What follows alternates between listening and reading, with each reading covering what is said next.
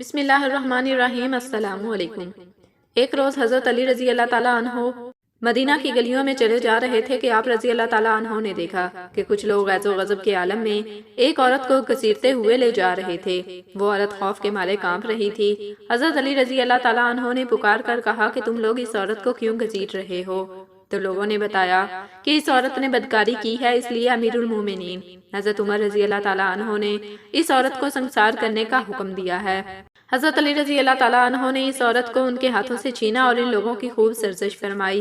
چنانچہ وہ لوگ حضرت عمر رضی اللہ تعالیٰ عنہ کی خدمت میں حاضر ہوئے اور شکایت کی تو ان کی بات سن کر حضرت عمر رضی اللہ تعالیٰ عنہ فرمانے لگے کہ ضرور حضرت علی رضی اللہ تعالیٰ عنہ کو کوئی بات معلوم ہوگی جو انہوں نے ایسا کیا ہے، جاؤ ان کے میرے پاس بھیجو۔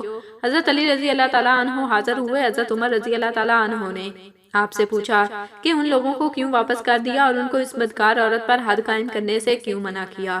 حضرت علی رضی اللہ تعالیٰ عنہ نے کہا کہ اے امیر المومنین، کیا آپ نے رسول اللہ صلی اللہ علیہ وسلم کا ارشاد نہیں سنا کہ آپ صلی اللہ علیہ وسلم نے فرمایا تین طرح کے لوگوں سے قلم اٹھا لیا گیا، یعنی وہ بے قصور ہیں، ایک سونے والا آدمی جب تک وہ بیدار نہ ہو جائے، دوسرا نابالغ جب تک وہ بالغ نہ ہو جائے، اور تیسرا گناہ میں مبتلا آدمی جب تک باہوش نہ ہو۔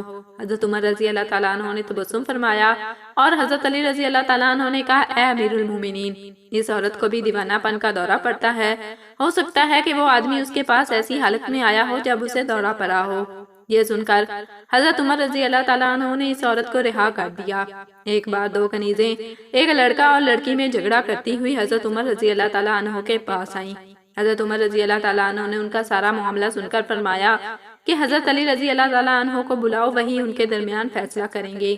جب حضرت علی رضی اللہ تعالیٰ عنہ آئے تو انہوں نے تمام واقعہ سنایا گیا۔ یہ سن کر حضرت علی رضی اللہ تعالیٰ عنہ نے فرمایا کہ دو شیشیاں منگواؤ اور ان کا وزن کر کے ان دونوں کنیزوں کو دو کہ وہ اپنا اپنا دودھ اس میں بھریں۔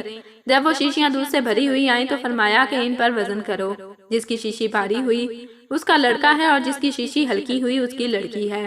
حضرت عمر رضی اللہ تعالیٰ عنہ نے پوچھا یہ کیسے فرمایا؟ حضرت علی رضی اللہ تعالیٰ عنہ نے فرمایا کہ اس لیے کیونکہ اللہ تعالیٰ فرماتا ہے کہ مرد کے لیے عورت سے 2 گنا حصہ ہے۔